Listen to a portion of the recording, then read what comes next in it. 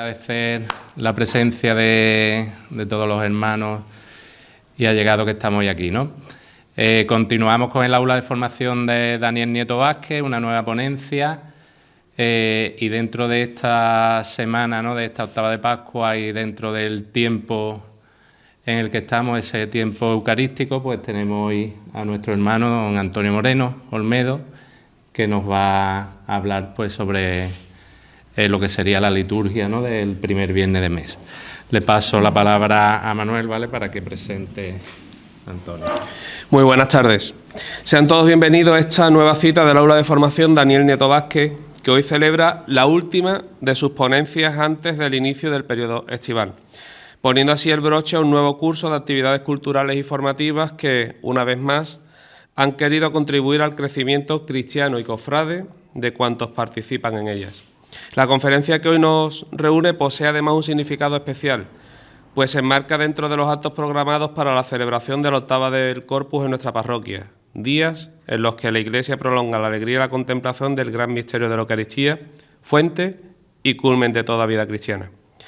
Hablar de liturgia en estos días es hablar del corazón mismo de la Iglesia, es hablar de aquello que da sentido a nuestra fe vivida en comunidad, de la oración hecha celebración, de la presencia real de Cristo que se manifiesta en los sacramentos, en la palabra proclamada y en la asamblea reunida en su nombre. Por ello, resulta especialmente oportuno el tema que hoy se nos propone, la liturgia del primer viernes de mes. Una reflexión que nos permitirá profundizar en el sentido de una celebración que forma parte de la espiritualidad de numerosas generaciones de cofrades que en nuestra hermandad adquiere además un significado singular. Desde hace ya 51 años la Hermandad de la Misericordia vive y expresa su condición sacramental en torno al Santísimo Sacramento del altar. Nuestra identidad como hermandad sacramental no es un mero título honorífico ni una referencia histórica. Es una realidad viva que nos invita a situar la Eucaristía en el centro de nuestra vida corporativa y personal. Cada misa, cada culto, cada exposición del Santísimo y cada acto de adoración encuentran su razón de ser en Cristo sacramentado, presencia permanente que sostiene y alimenta nuestra fe. Y para ayudarnos a profundizar en esta realidad, contamos hoy con una persona sobradamente conocida y querida por todos, Antonio Moreno Olmedo. Necesita pocas palabras y pocas presentaciones entre quienes formamos parte de esta parroquia y de esta hermandad. Sin embargo, es justo recordar algunos de los muchos servicios que ha prestado a la Iglesia y a nuestra ciudad.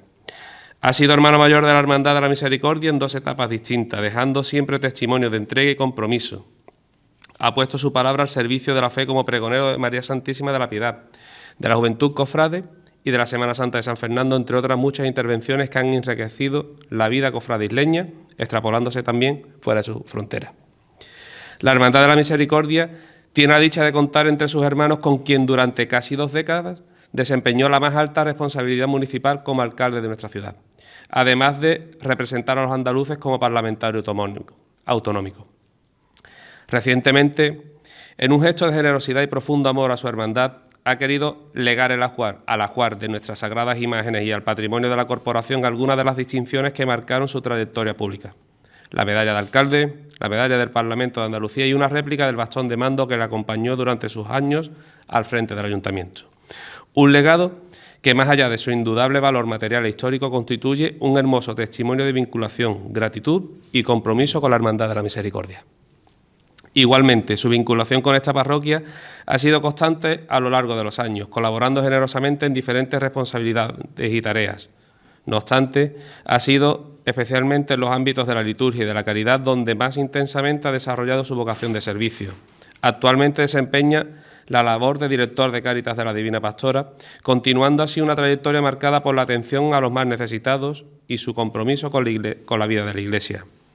Su conocimiento de la liturgia nace no solo del estudio, sino también de la experiencia, de la vivencia cotidiana, de la fe y del servicio constante al altar y a la comunidad cristiana. Por ello estamos seguros que la reflexión que compartirá con nosotros esta tarde será tan enriquecedora como iluminadora. Gracias a todos por vuestra presencia y vuestro interés. Y sin más preámbulos, cedemos la palabra a don Antonio Moreno Olmedo. Muchas gracias. Una musiquita, antes de que siga un poco la ambientación a lo que quiero expresar esta tarde aquí con vosotros. Y ya luego después le daré las gracias a Manolo por tantas cosas como ha dicho. Pero ahora al principio vencemos aunque muchos ya lo veremos después de lo que hemos escuchado antes en la mesa de la Eucaristía, pero lo vayamos a escuchar aquí. Pero esto nos sirve un poco de ambientación, por favor.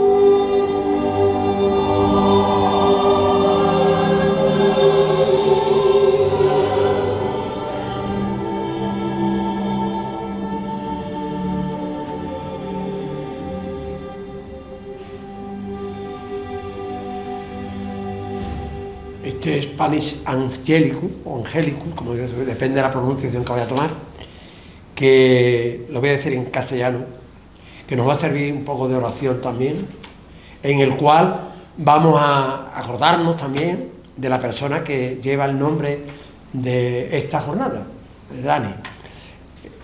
Dani Nieto para nosotros, pero vamos, de Dani. Yo voy a ir traduciendo el Panis Angelicus y acordémonos al final pues de todos los fallecidos, pero especialmente de Dani Nieto. El pan de los ángeles se convierte en pan de los hombres. El pan del cielo acaba con las antiguas figuras. Oh cosa admirable, se alimentan del Señor el pobre, el siervo y el humilde. Te rogamos, Dios, uno en tres, que así vengas a nosotros, como nosotros te seguimos. Por tus caminos, guíanos a donde anhelamos, a la luz en la que moras. Amén. Hace un año celebrábamos, dentro del año de gracia de 2025, que nos ha regalado el Señor, las bodas de oro del decreto del obispado en que nos otorgaba el título de hermandad sacramental, en que pasaba a ser el primer título de nuestra hermandad y lo que con ello conlleva. Yo he querido hacer una profundización en qué significaba en aquella época y qué queremos que signifique hoy este decreto. Pasábamos a ser la primera hermandad sacramental del siglo XX, la primera hermandad sacramental del siglo XX, ya que otras habían sido erigidas anteriormente, después lo vamos a ver, pero que estaban prácticamente sin ninguna actividad, no tenían ninguna actividad. Pero empecemos por el principio. Está claro que para ser una hermandad sacramental, que es el culto al Santísimo, pero ¿cuál es el origen de toda esta historia? Bueno, pues el origen de esta historia, qué casualidad, es un Jueves Santo. Empieza la historia de todo esto un Jueves Santo, el primer Jueves Santo de la cristiandad. Jesucristo esa noche coge un pan, lo bendice y lo reparte diciendo: tomad y comed, esto es mi carne, tomad y bebed, esta es mi sangre. Pero qué curioso, ¿verdad? Previamente habían escuchado en el Evangelio de Juan decir Jesucristo: el que come mi carne y bebe mi sangre tiene vida eterna, y yo lo resucitaré el último día. ¿Saben ustedes qué hicieron los apóstoles? Los discípulos, no eran apóstoles todavía. Irse. Se asustaron. Los apóstoles, fíjense ustedes, después que nos podamos asustar nosotros, cuando los apóstoles se asustaron, que vivían con él, se escandalizaron, que Jesucristo dijera que quería dar a comer su carne, es un tío carnívoro que nos quiere matar todo. Lo consagra en ese Jueves Santo. Y así surge la primera disección que hacen los discípulos y que se le creen un loco, y ellos totalmente estaban endiablados. Eso es lo que opinaban de él, que estaba endiablado. Bueno, pues el momento de la despedida del día y de la cena, toma el pan y dice: tomad y comed, esta es mi carne. Pero es que ahí no, empieza, pero es que prácticamente no sirve para nada. Los apóstoles, cuando lo van al huerto de los olivos y lo van a detener, se van también. Lo dejan abandonado. Pedro lo niega, el primer papa de la iglesia lo niega 3 veces. ¿Qué le vamos a pedir al pobre papa de ahora, que no lo ha conocido, que pueda decir alguna cosa? Si él vivió con Cristo 3 años y lo negó, ¿qué le podemos pedir al papa? Pues dice la gente: es que el papa, usted es tan hombre como yo y tan pecador como yo. Pero todo esto se resume luego en que trataría con el tiempo de entenderlo. ¿Saben ustedes qué ocurrió para que lo entendieran, no? La llegada del Espíritu Santo. Es decir, hasta que viene el Espíritu Santo, ellos son escondidos, les da miedo. El Espíritu Santo viene y entonces cuando se lanzan ellos a hacer los valientes. Ese mismo día sabéis que Pedro sale a la calle y la gente se queda asustada de ver a Pedro predicar el nombre de Jesucristo. Nosotros también hemos recibido el Espíritu Santo en el bautismo y Pentecostés, cuando nos hemos confirmado. Se debe también, como decía el padre en la homilía, yo digo muchas cosas, había repetido el padre en la homilía, que estaban escritas allí. El Espíritu Santo, decir que el Papa León es un tío valiente que dice las cosas, y es verdad, ¿no? No se calla últimamente para nada de lo que él cree y lo que piensa y lo que debe anunciar, ¿no? Pues hasta entonces. Pero ¿qué pasa? Que la actividad litúrgica después de la venida del Espíritu Santo, empiezan los cristianos a reunirse. Hemos escuchado en el Evangelio de hoy cómo los apóstoles reciben en Antioquía, es cuando reciben el título de cristiano, y allí reciben la primera vez. ¿Qué es lo que hacían? Iban a rezar, como buenos judíos, iban a rezar al templo, y allí rezaban, pero no celebraban ninguna cuestión, ni hablaban de nada, sino simplemente el rezo. ¿Qué ha pasado con la liturgia entonces? Pues fíjense ustedes, que con la llegada del Espíritu Santo hacen que se extienda el cristianismo por el mundo, y ya empiezan a celebrarlo, el rezo, en las casas, no solamente en Jerusalén, sino donde van evangelizando. Empiezan a rezar por las casas, a rezar simplemente. Luego eso lo llevan a que lleven el pan y celebren la cena. Ya va teniendo estructura litúrgica las Eucaristías que van celebrando. Ya empiezan con un trozo del Evangelio contado por el apóstol, el diácono, quien corresponda, y celebran la reflexión del Evangelio para sus vidas y terminan haciendo la cena, repartiendo la Eucaristía. Pero hasta entonces limitan. ¿Qué pasa? Pues ya allí empiezan a crear, como siempre, problemas en la liturgia. Es decir, la liturgia no es otra cosa que un protocolo de hacer las cosas bien. Lo mismo que el protocolo existe para que nadie se distraiga, ni nadie pierda su valor, ni nadie tenga nada, aunque algunos quieran convertirlo, no saben ni perdón la expresión, decir porque tienen idea, pero no tienen idea a veces. Pues para eso está el protocolo, la liturgia está para lo mismo, para que sepamos qué es lo que estamos haciendo. Y esa liturgia de llevarle el pan a aquellos que van a morir, ejercen y surge de la figura del diácono. Hoy la Iglesia sí trae esa tradición. No olvidemos nunca que la Iglesia lo que hace es la tradición llevada hasta el último extremo, que algunos lo quieren quitar, pero si es tradición hay que llevarla. Nos gusta o no nos gusta, hay que modernizarla, pintarla de otro color, pero la tradición no se puede perder en la Iglesia porque es el culmen de la Iglesia. Porque además San Pablo, lo citaré después, decía, lo hemos leído, lo leemos constantemente en la lectura del Viernes Santo, esta es la transmisión que yo he recibido y que a su vez yo transmito, que el Señor Jesús, la noche en que iba a entregarlo, tomó pan, dándote gracias. Eso esa es la tradición. Bueno, pues ahí surge una figura que no son los apóstoles, que son elegidos primero por ellos y que invocan al Espíritu Santo, que son la figura del diácono. Hoy la Iglesia sigue diciendo, ¿quién tiene que dar la comunión? El sacerdote. ¿Cuándo está el sacerdote? El diácono. ¿Quién tiene que exponer el Santísimo? El sacerdote. ¿Quién puede llevarlo también? El diácono. Pero una cosa, el sacerdote sí puede dar la bendición, el diácono no. Pero ahora la Iglesia sabe el papel del laicado, que gracias a Dios está más fuerte y más. Hoy la Iglesia añade el siguiente, sí, sacerdote, diácono y también el ministro extraordinario de la comunión. También puede hacer el exponer el Santísimo, lo que no puede tampoco es dar la bendición. ¿Por qué? Porque entiende que no se debe perder, y lo vamos más tarde, no se puede perder esa tradición de la Iglesia y se puede perder esto que tanto debe enriquecer una comunidad. Lo hemos escuchado hoy en la Biblia del Padre. Debe enriquecer una comunidad. Entendieron desde el principio que Dios vino al mundo y que es un signo de su amor. Por eso no podemos distinguir ni separar Eucaristía de Cáritas. Eucaristía de Cáritas. Y cuando escribía me acordaba de Pedro y me acordaba de Tito Gigante, de Juan Inrome, por supuesto, es decir, antes de nosotros pedir que se hiciera hermandad sacramental, ya estábamos llevando la Cáritas de la Pastora. Antes de pedir hermandad sacramental, ya estábamos llevando nosotros la Cáritas de la Pastora. Cuando la Cáritas Pastora tenía el merendero, tenía el manchón garrido, tenía aquí tela marinera. Es decir, porque eso no lo podíamos entender. Y qué curioso, tiene que pasar el tiempo para que nos sentemos, nos pensemos y reflexionemos de que es imposible, porque la Cáritas es el amor y la Eucaristía es el amor. Y tanto, en lo que entienden, tanto amó Dios al mundo. Yo no puedo llegar esta Navidad, lo siento mucho en mi interior y me hace decirlo muchas veces. Tanto amó Dios al mundo que entregó a su Hijo. Pero es que ese Hijo que lo entrega, dice, estaré con vosotros hasta el final de los tiempos. ¿Y cómo lo hace esa continuación?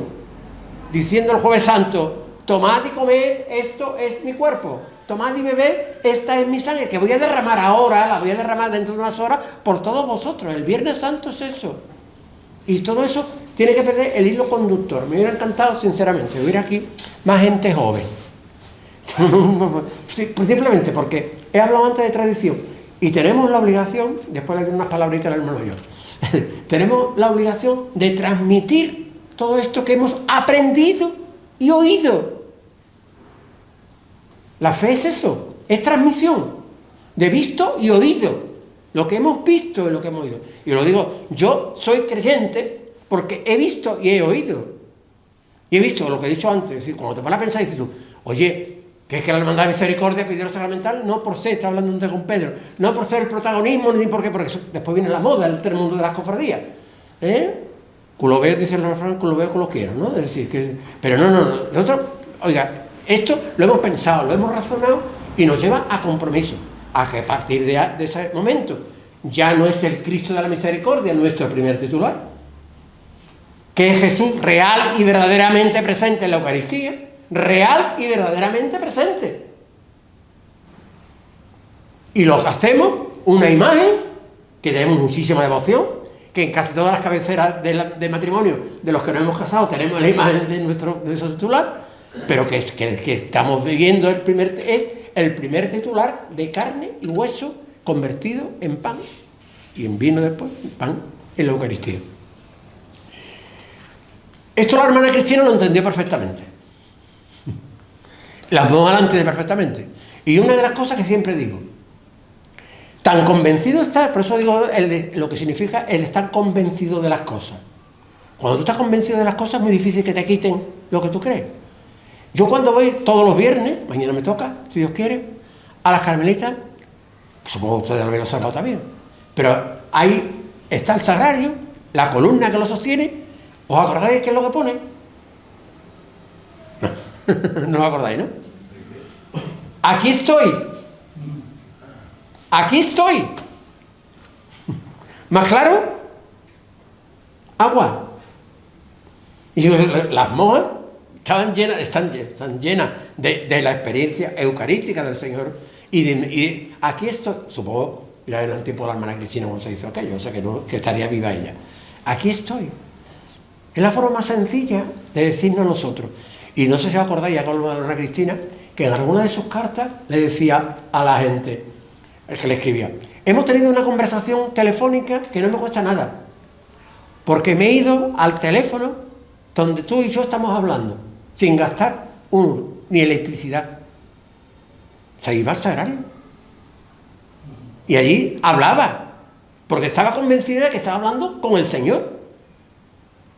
No es que tuviera una imagen, no, estaba hablando con el Señor en persona, y es verdad la costumbre que tienen ellos, ¿no? La Eucaristía, ya en la época, como he dicho antes, en la época de San Pablo y de los Hechos de los Apóstoles, cuenta con una serie de personajes importantísimos de la vida de la Eucaristía.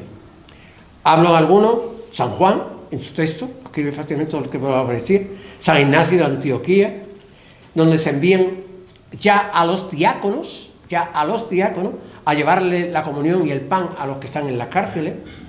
Entre ellos destaca uno, que supongo que habéis escuchado su historia, un chico joven que lo mataron cuando llevaba en su poder la Sagrada Eucaristía. El pan lo llevaba. San Tarcisio, que hoy es el patrono de los monaguillos, por decirlo a los acólitos. Pues un chico joven que quisieron quitarle el pan y murió a golpetazos por no perder su pan, porque era el pan consagrado que llevaba a la gente, ¿no?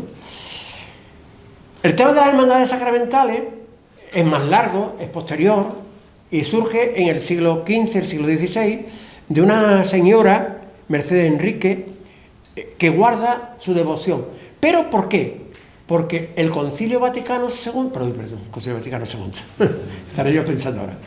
El Concilio de Trento, había, como sabéis, una pugna entre los protestantes y los que no eran protestantes. Entonces el Concilio de Trento empezó a tomar normas para defenderse de esos, que decimos la iglesia protestante, pero de esa iglesia que se quedaba dividida, ¿no? Porque no admitían esa parte, como en tantas cosas, otros concilios, no admitían la presencia real de Jesucristo. Y ahí empiezan a surgir lo que son las hermandades sacramentales. ¿Para qué? Para llevarle la comunión a los enfermos, lo primero, y para acompañar al sacerdote en todas las actuaciones que tuviera. De hecho, ya empiezan ahí a utilizarse, en aquella época, los palios que se utilizaban, que aquí, durante mucho tiempo, se estuvo haciendo lo que era la comunión de los enfermos, que era cuando el sacerdote salía desde la propia parroquia y estaban las hermandades sacramentales, servían de ayuda para llevar la comunión a los enfermos. Porque es el origen de lo que podemos decir una hermandad sacramental. Bueno, decimos hermandad, todo el mundo sabemos la historia de las hermandades que surgen siempre para enterrar a los hermanos, para ayudar a los hermanos. En este caso es hermandad sacramental para ayudar a que los hermanos o la gente de la parroquia que estuvieran enfermas tuviera la posibilidad de llevar a Jesús. En el contexto fundacional ya existían, como dijo, estas cofradías dedicadas a la Eucaristía, pero como estructura de hermandad no. Sí, asociaciones y cosas, pero no era la estructura de hermandad. La estructura de hermandad la coge la Iglesia a raíz de las primeras fundaciones de las cofradías, es decir, ¿de qué hacían? De ayudar a los demás, pues cojo la misma estructura, esta de hermandad, y la fomento y la llevo. Fue aprobado en 1508 mediante la bula del Papa Julio II. Como he dicho antes, en Teresa Enrique, también conocida como la loca del sacramento, pues se dedicó en los alrededores de Andalucía y en algunas de Castilla a fomentar precisamente todo esto. Y iniciaron lo que sería luego después del Concilio de Trento, donde se reafirmaba la presencia real de Cristo en la Eucaristía, frente a la reforma protestante de Martín Lutero. Si ustedes van hoy al culto, yo he estado en algunos, de nuestros hermanos protestantes, resulta que ellos la misa no la celebran, es decir, el pan y el vino no lo celebran. En algunas ocasiones, algunos lo hacen una conmemoración de la cena del Señor, pero no es la transustanciación, es decir, que el pan, sin dejar de ser pan, se convierte en el cuerpo del Señor. El vino, sin dejar de ser vino, sin saber a vino, sin otras cosas, se convierte en la sangre de Cristo, según nuestra fe. Porque lo que hacemos es lo mismo que Jesús hizo en la última cena. La Iglesia hoy, en el Jueves Santo, celebra precisamente la unión de Eucaristía con Cáritas. Le decía el otro día al hermano mayor, cuando fui a protestar por donde estaba Cáritas en la procesión, le decía, mira, el Jueves Santo, institución de la Eucaristía, día del amor fraterno. El Corpus Christi, fiesta del Corpus Christi, día nacional de caridad. Es decir, tiene una conexión única. Tiene una conexión única. Por eso no debemos de entender, ni podemos entender. Creo que está por ahí escrito para anterior, pero lo voy a decir en este momento. Lo decía el Papa León hace 3 días. Yo no puedo arrodillarme delante del Santísimo si debo pasar la puerta y me encuentro un hermano que está necesitado y doy media vuelta. Es que no cabe en cabeza ajena, como dice mi madre, ¿no? No cabe en cabeza ajena. Porque es que voy a pasar yo haciendo la genuflexión al Santísimo y luego después en la puerta de la iglesia me puedo encontrar con gente, otras veces no, me puedo encontrar con gente necesitada para ir le doy la espalda. Imposible e inconcebible. Pero ya he dicho, en su origen también era precisamente de acompañar al sacerdote y llevar la comunión a los enfermos. Cosa que ha llegado hasta nuestros días y que muchas parroquias, no solo para el tiempo de Pascua, por ejemplo, Sevilla conserva mucho la tradición esta, de dar la comunión a los enfermos. Y lo hacen también las hermanas sacramentales, porque no todas, por supuesto, pueden estar haciendo un corpo. Pero si no, la parroquia, normalmente el tiempo de Pascua florida, que decíamos antiguamente, sale y suelen ya hacer llevando a la gente el pan de la Eucaristía. En el siglo XIX y el XX, debido a la crisis de la Iglesia y a la demortización de Mendizábal y a otras, las hermandades sacramentales se quedaron mucho sin peso económico, normal. Si el señor Mendizábal, chiclanero por cierto, le quita a toda la iglesia todo el material que tiene y todos los ayudos que tiene, las hermandades se quedan a 2 velas. Entonces, ellos que tenían esta mediación, primero para hermandad y luego para poder llevar a los santos el viático a la gente, pues se quedan sin medio, ¿no? Y concretamente, lo que sigue a partir del siglo XX en las hermandades son el incremento de las hermandades sacramentales, 19 y 20, y la utilización de signos y símbolos eucarísticos, que van desde el Cordero, lo tenemos nosotros en nuestro guión sacramental. En el siglo XVI, algunas de las de ánimas se asocian Aquí tenemos el caso de Medinaceli. Medinaceli es la de ánima porque se une a la esclavitud del Santísimo Sacramento. Y ahora cogió ellos la antigüedad correspondiente. Pero era la esclavitud del Santísimo, se une con las hermandades de ánima que había en esa parroquia. De hecho, prácticamente, según mis informaciones que yo he leído y escrito, he visto, no tengo papel documentado, ¿no?, para decirlo, creo que desde el principio que comienza en la parroquia de San Pedro y San Pablo de Sagravio, prácticamente comienzan los dos a convivir y a tenerla, ¿no?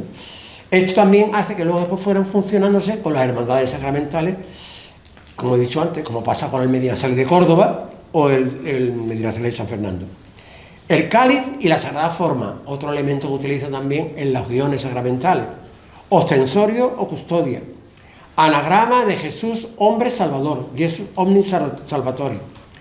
Cordero místico, ya hemos hablado antes, sobre el libro de los siete sellos, lo que habla el simbolismo del Apocalipsis, ¿no? Y el pelícano, que no puede faltar el pelícano, que es símbolo del amor y de la iconografía del amor de Dios. Las espigas de trigo, los racimos de uva, estos elementos son un signo del cortejo procesional que ustedes van a utilizar, ¿no?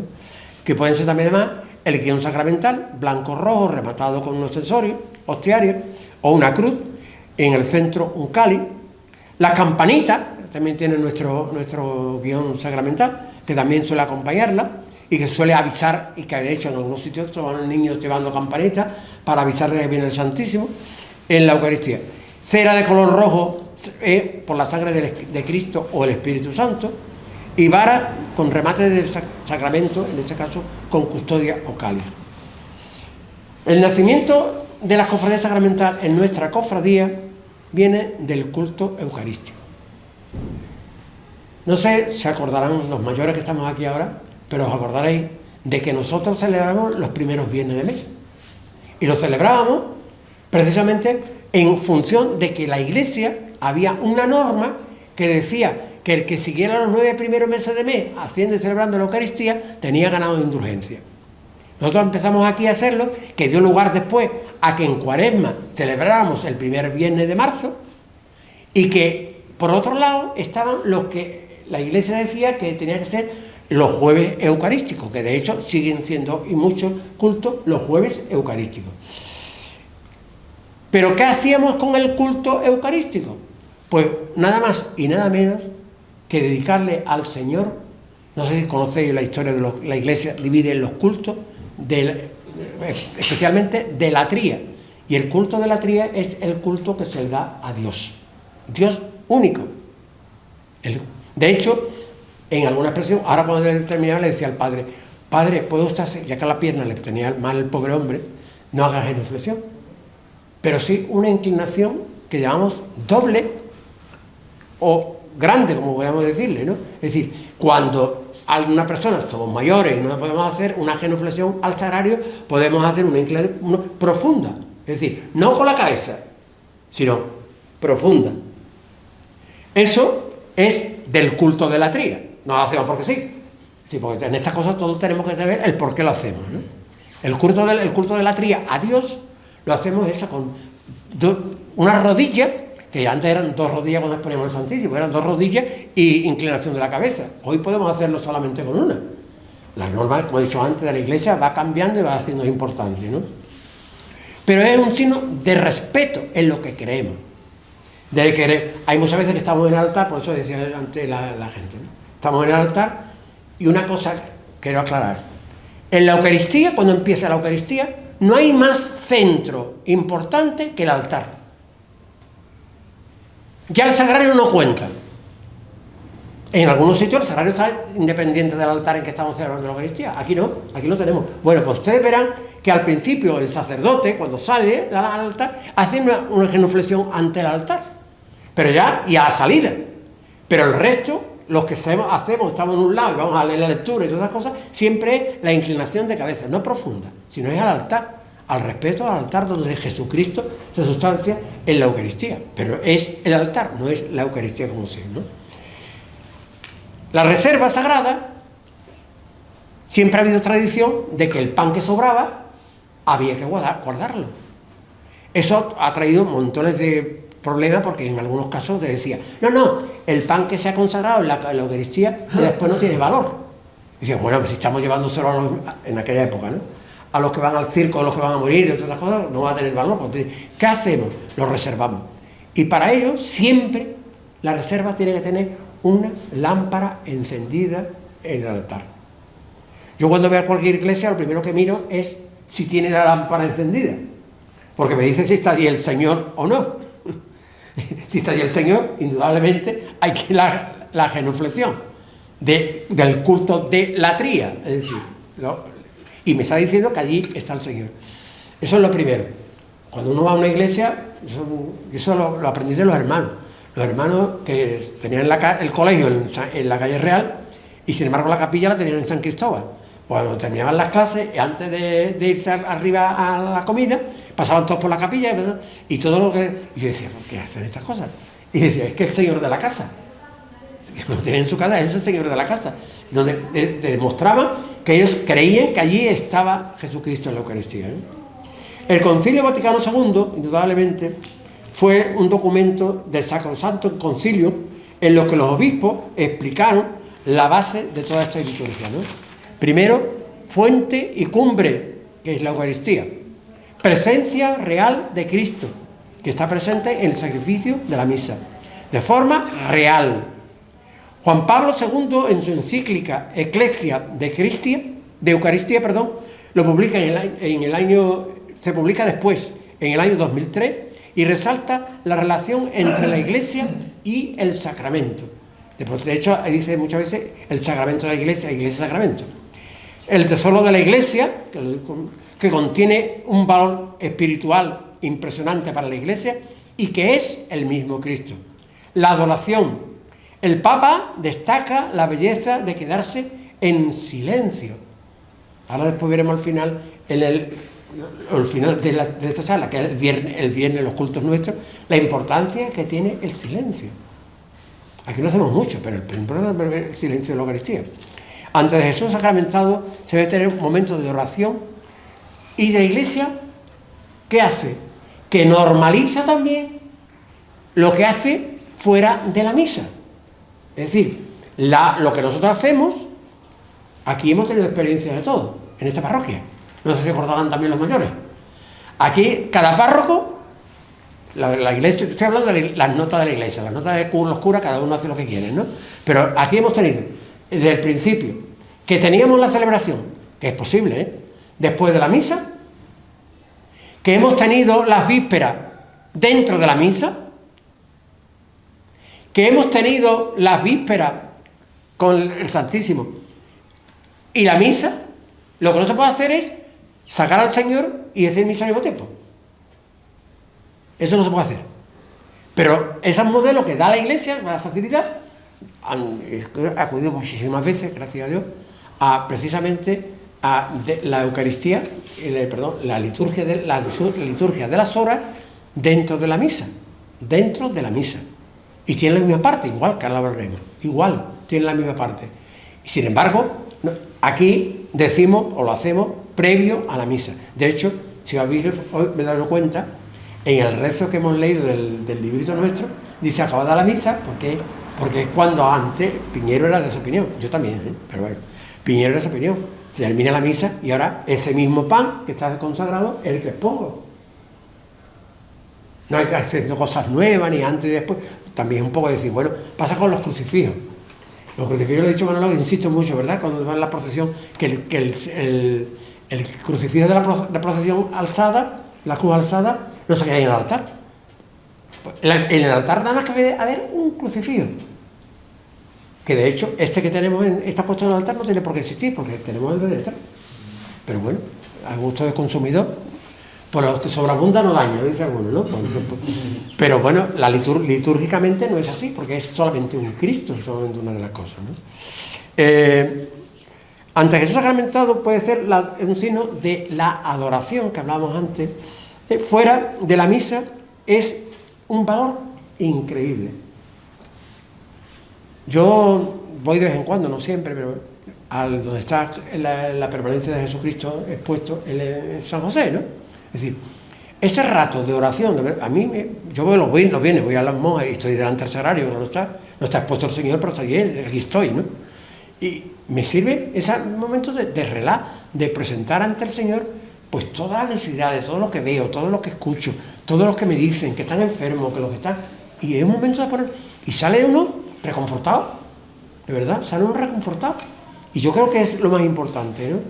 El ritual de la Sagrada Comunión y el culto a la Eucaristía, fuera de la misa, contiene unas normas prácticamente que es del culto al Santísimo, que es, primero, el origen y el fin.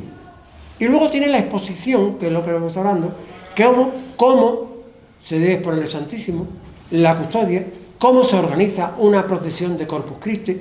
Hemos estado en la sacristía, precisamente porque, os voy a contar la anécdota, pero el domingo, yo sabéis que soy ahora delegado de arciprestal de Cáritas, y fui a la procesión del Corpus y pregunto, ¿dónde están mis gentes de Cáritas? Y me dicen, detrás del paso de la Virgen. Digo, ¿cómo? Sí, porque es que eso sí. Mira, llevo 60 años viniendo a la procesión del Corpus y nunca ha sido más. Es más, me he puesto aquí porque aquí estaba la gente de toda la vida de Dios que han estado aquí, que representan a Cáritas. No. Yo, mira, hijo, yo me discuto contigo. Tú me dices que tengo que ir. Yo llevaba el escapulario y le dije al hermano mayor, me voy contigo, pero que este no existe. Digo, por cuanto que pase de la floristería de eso, voy a ir con mis compañeros de Cáritas. Y cuando llegué a donde estaba, le pregunté a Juanini, que es el más antiguo, digo, Juan, y si esta es la primera vez que estoy aquí, Antonio, digo, ¿y qué? Y dice, no me ha venido. Digo, yo igual, yo no voy a discutir con nadie, voy a poner aquí detrás de la Virgen. Digo, pero vamos, se lo cuento cuando llego a mi casa, que es lo más notable, se lo cuento cuando llego a mi casa a mi mujer. Y mi mujer, sin corta ni perezosa, se mete en Google y pregunta en Google dónde debe ir la delegación de Cáritas en una procesión eucarística. Y Google le contesta fácilmente, como toda la vida de Dios. Los últimos después de las hermandades sacramentales y antes del clero. Y digo, ¿tan fácil es consultar un Google? Yo lo sé, pero todo el mundo tiene por qué saberlo, pero, o por lo menos consulta, ¿no? Y estamos riendo porque estamos haciendo al padre Paco. Y digo, no entiendo estas cosas, que no es por gusto. Mire usted, y me decís, para vean ustedes que a mí me da igual, el sitio que me pongan ustedes, que yo me voy. Y fui toda la procesión detrás de la Virgen del Carmen, que después, por supuesto, me fui hasta el Carmen detrás de ella. Pero me refiero a que la liturgia, y lo que hablo al principio, tiene sus señas de identidad, su forma de ser, y por qué se hace, y por qué sobre todo, por qué se hace. No nos hagamos la pregunta, ¿por qué se hace así? Y entonces, hacen precisamente lo que estoy diciendo, una exposición de cómo debe organizarse una procesión del Corpus, una procesión eucarística cualquiera, ¿no?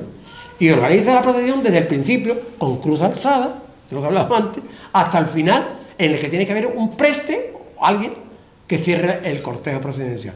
En el caso de que haya un diácono, como un diácono, pero lo dice taxativamente, ¿no? Y el culto a la Sagrada Eucaristía, también fuera de la misa, habla de comunión, exposición, una exposición prolongada, que nosotros sí la hacíamos el Jueves Santo, y antes de la misa, ya después cambiaron la misa, y ahora más todavía van a cambiar, pero también lo hacíamos una vez al año. Y la procesión eucarística lo que llamamos, acordaréis, la hora santa, una prolongación del Santísimo, que lo recomienda además, que lo dice, que lo haga una vez por lo menos en la iglesia, ¿no? Después está la procesión breve, los ministros, el rito de la exposición, cómo tiene que hacerse, la adoración, cómo se tiene que hacer, y por supuesto la liturgia de las horas, que es lo que estamos haciendo nosotros últimamente, con la exposición del Santísimo, y las procesiones eucarísticas.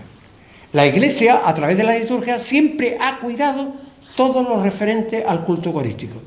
De ahí que haya siempre editado normas y fundamentos para este culto. Existe una liturgia de la exposición del Santísimo Sacramento, que lo he dicho anteriormente, es que el acto de adoración a la hostia consagrada para los fieles la adoren.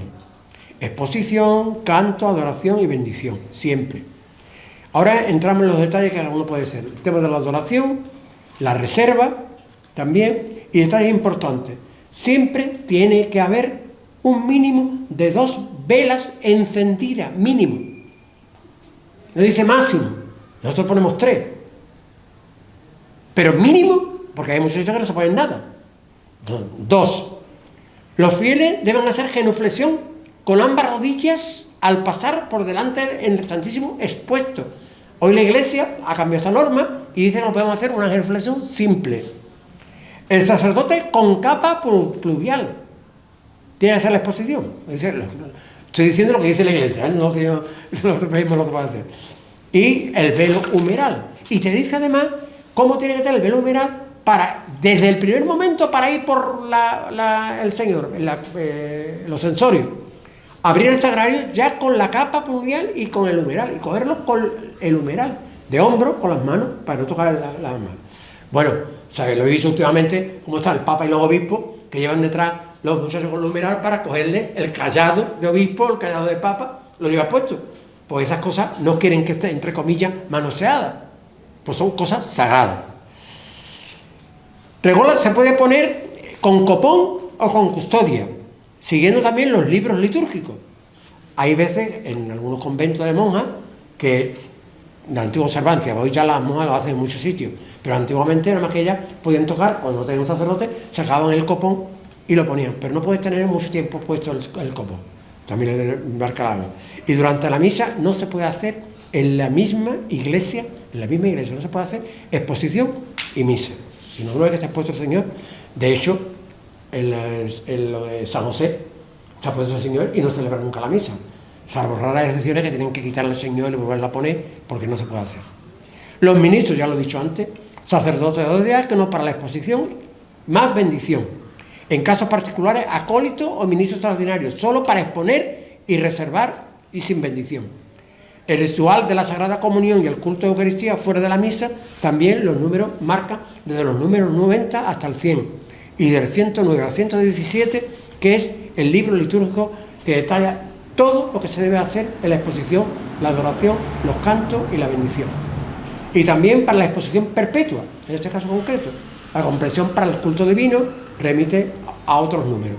También está la instrucción Redentoris Sacramentum, Congregación para el Culto Divino, que se publicó en el año 2004, en el capítulo 6, trata de la reserva de la Sagrada Eucaristía y su culto fuera de la misa.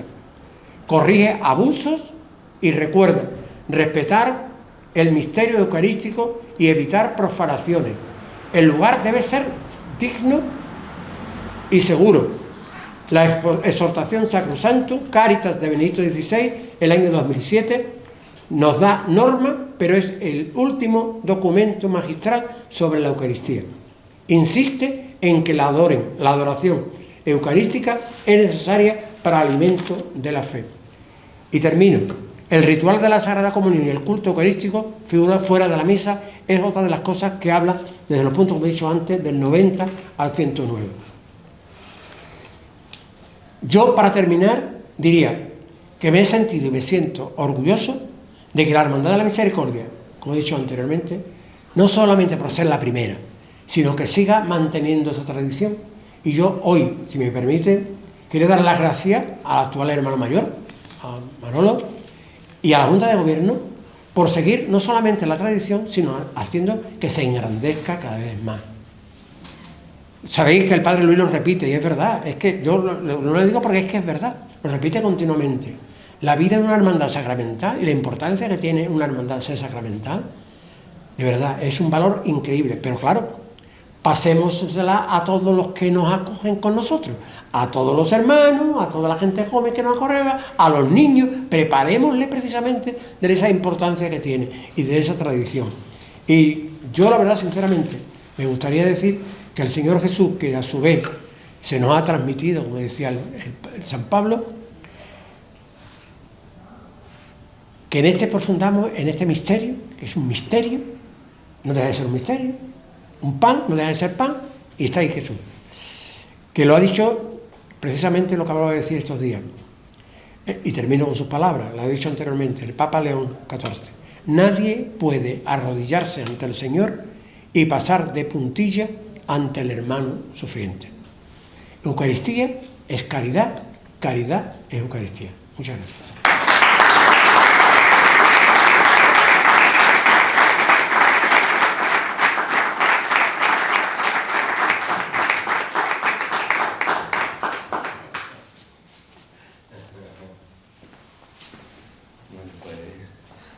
Pues nada, Antonio la ponencia que nos ha dado.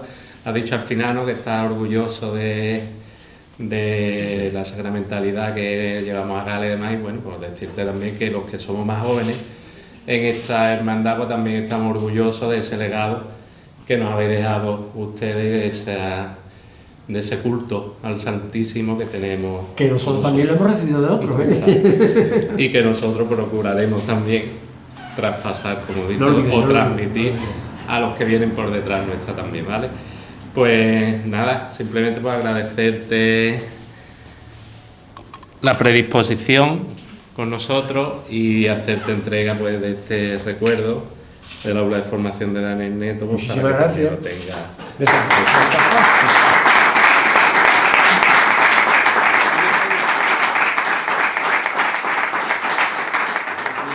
Solamente recordarte a ti y a la hermandad. Cuando yo me jubilé de mi colegio, en la placa que me suelen entregar siempre a los jubilados, que nos entregan toda una placa, solía poner una frase, me la pusieron a mí, una frase que yo la llevo siempre a gala, en 2 sitios. Algunos me la habían escuchado ya, o sea que ya sabía de memoria. Y dice: donde no te llaman, ¿para qué te querrán? Si tú me dices ven, lo dejo todo. O sea que la hermandad, y él lo sabe, se lo he dicho muchísimas veces, donde me haga falta, yo allí estoy. Decía Tito Collante que aunque sepa contar la escalera, pues yo digo, llama a mí y si puedo colaborar. Ahora, donde no me llaman, yo no suelo acudir. Yo lo siento mucho. Pero la sonoridad, cuando me llama por teléfono, me dice, y me mete en los líos que me mete. Pero bueno, aquí estoy simplemente al servicio de la hermandad, mientras que el cuerpo aguante también, porque ya está uno ya un poquito vegetatorio. Pero bueno, mientras que el cuerpo aguante. Muchísimas gracias a todos por vuestra presencia, porque vamos, tenéis valor de venir a escucharme.